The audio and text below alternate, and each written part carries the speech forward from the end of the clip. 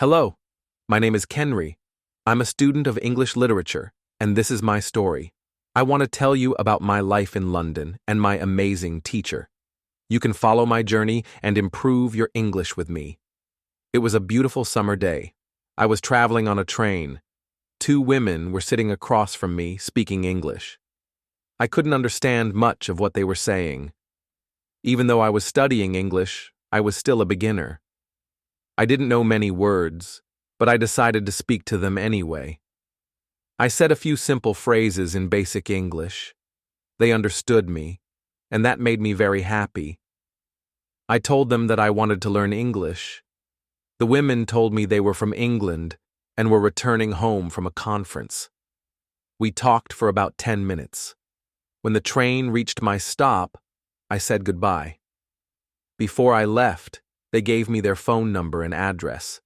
They said I could visit them in England one day. After that meeting, I felt inspired and started working hard on my English. I translated texts and watched movies in English. After 6 months, my English improved a lot. It was much better, but I still wanted to learn more. I decided to go to London to study English there. Once I arrived, I joined a language school. My first lesson was on a Monday. I met my teacher and the other students in the class. My teacher was a young, kind woman. She was very friendly and humble. We introduced ourselves, and then the lesson began. The teacher asked us some questions to understand how much we already knew about the language. She explained that she used a very effective method to teach English. It was a simple method. She told us we wouldn't need to study in the traditional way. We didn't have to read textbooks. Instead, we would use English in our daily lives. This approach worked well for me because I never liked studying from textbooks. They often confused me. We then talked about what's truly important when learning a new language. Our teacher said, "Language is a tool for communication. We use it to share our thoughts and feelings. So the best way to learn a language is by using it, by expressing ourselves and talking to others." That's what we were going to do in the course. We would speak English and use it as much as possible. Many students just try to memorize words or study grammar rules, but they don't actually use the language for real conversations. There's a big difference.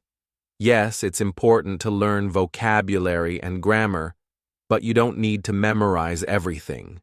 You need to practice every day. In this course, the teacher showed us a simple and effective way to learn vocabulary and grammar. I really liked her approach. The lesson continued, and we talked about our hobbies and what we like to do in our free time. We practiced speaking in pairs, and with the teacher, I really enjoyed the classes. I was happy and motivated. This learning method was very effective for me. I went to school again on Tuesday. One of the students asked a question that I found very interesting. She asked, "What is the best way to learn new words?" Our teacher replied, "There are many ways to learn vocabulary, but statistically, the most effective one is reading. When people read, they learn new words much faster, twice as fast as those who don't read." She recommended reading for at least 30 minutes a day. She explained that the key is to choose something interesting to read. It could be a novel, a short story, or a non-fiction book, anything you enjoy. But never read something that feels boring. If the material is boring and you don't know many words, you'll just get frustrated. Instead, choose something that suits your level and keeps you engaged. While reading, if you find a word you don't know, look it up in the dictionary. Understand its meaning. You don't even need to write the word down. If you see the word in context and understand it, your brain will remember it. Next time you see it, you'll recall its meaning easily.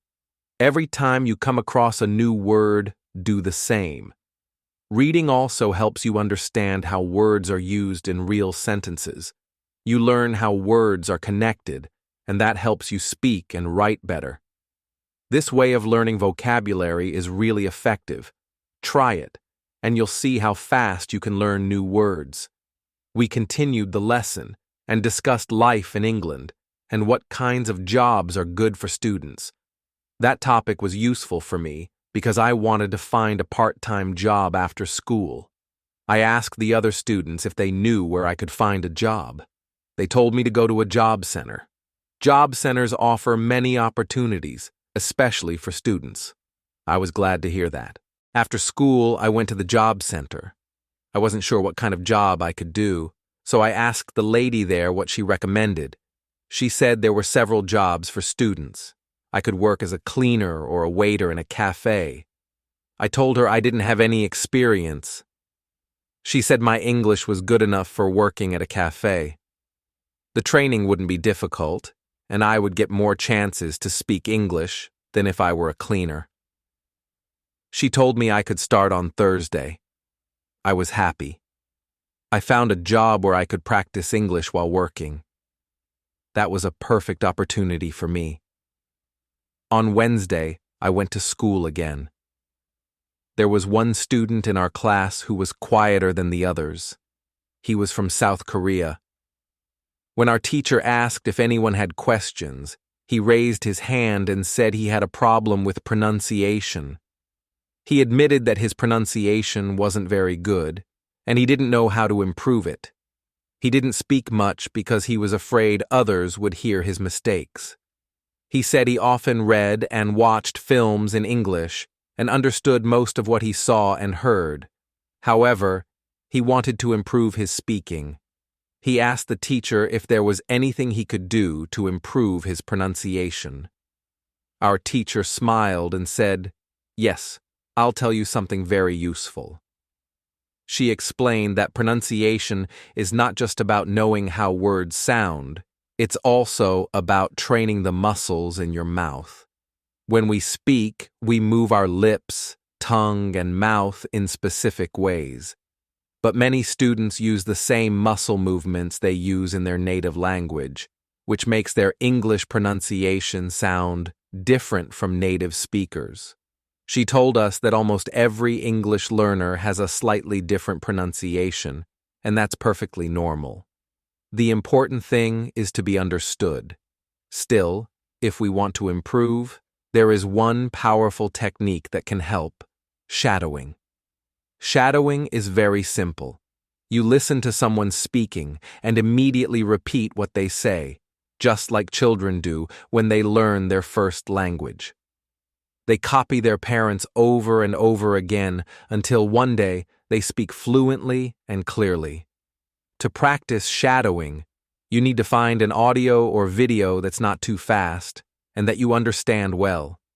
Then, you listen and repeat what you hear as soon as you hear it. That's all. No need to write anything down. Just listen and speak. Our teacher opened YouTube and searched for videos about shadowing. She found a few great ones that demonstrated how to use the technique effectively. We watched one together and then practiced shadowing for about 3 minutes in class. It was a fun and interesting activity. The teacher told us that shadowing is also useful if you're preparing for a presentation or a speech in English. Before your talk, you can find a quiet place and do shadowing for 10 minutes. It helps improve your fluency and confidence before speaking in public. I found this method really interesting. I had never heard of it before. After class, I went to the school reception and asked the lady there if the school had any sports activities. I wanted to stay active while living in England. She told me that the school had both a table tennis team and a football team. The football team had a training session later that day at 5 p.m. I was very happy to hear that. Sports are an important part of my life.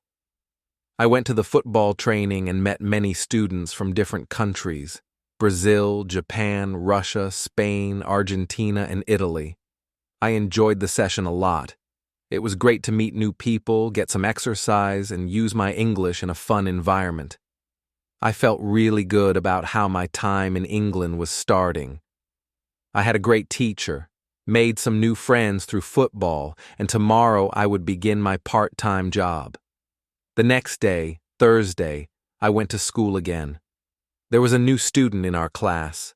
Her name was Elizabeth, and she was from Italy. At the start of the lesson, our teacher asked her a few questions. It turned out that the teacher already knew Elizabeth. She had taken a 2-week beginner English class with her last summer during the holidays. Now, Elizabeth had returned to study more. When she spoke, her English was beautiful, clear, and natural. Everyone in class noticed how good her pronunciation was. Elizabeth spoke clearly and fluently. Her pronunciation was excellent. Our teacher smiled and said, "Your school in Italy must be very good." But Elizabeth replied that she didn't go to any school at all. She said she had learned English at home, using techniques she had learned from our teacher the previous summer. She practiced a lot by reading, shadowing, and thinking aloud. She said she tried to think in English more than in Italian, and that's how she worked on her English. The 2 weeks she had spent in class the summer before helped her a lot. Our teacher had shown her the way, and now she knew how to study English every day on her own. That's why she returned, to keep learning from our teacher. A year ago, she was just a beginner, and now she could speak fluently. Our teacher was touched and praised Elizabeth for her dedication. I found it all very interesting. I already knew about reading and shadowing, but Elizabeth also mentioned thinking aloud. I didn't know what that meant, so I asked our teacher, "What is thinking aloud?" She explained that it's a powerful technique, but it requires strong motivation. Some people might even think it's a bit strange, but if you try it, your English can improve quickly. I told her I was motivated and didn't care if it sounded strange. I wanted to learn it. She agreed and said it was actually simple.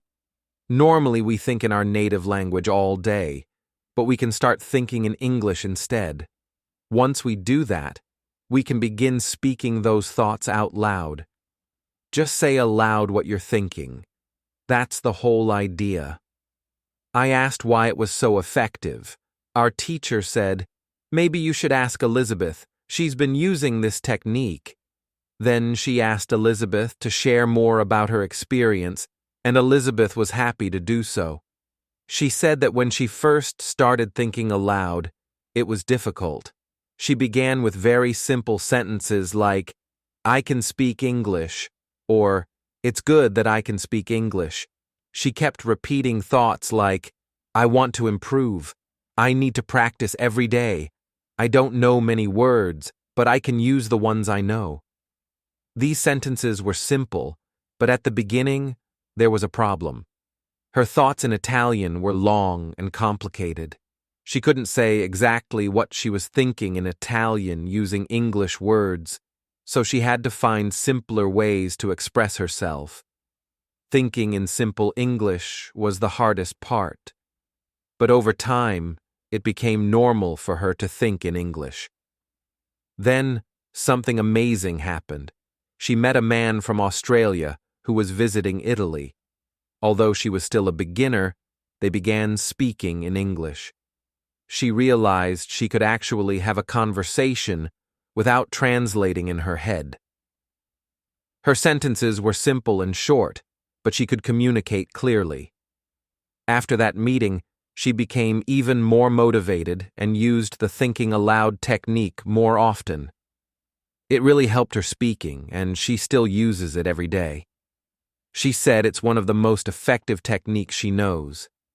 Our teacher thanked Elizabeth for sharing her story. I also wanted to try the thinking aloud method because I wanted to improve my speaking too. If you want to speak English fluently, think aloud. Finally, I want to share one more piece of advice. If you want to learn English, you should read, listen, think, and speak, each for about 40 minutes a day. You can use our basic English stories to read, listen, and practice shadowing.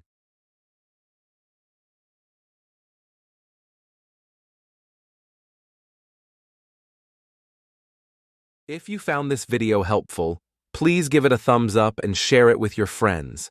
Don't forget to subscribe to the channel. Before we go, let me leave you with this. Learning English isn't just about memorizing words or grammar rules. It's about connecting with people, just like Sarah did on her trip. So keep practicing, stay curious, and most importantly, enjoy the journey. See you in the next video.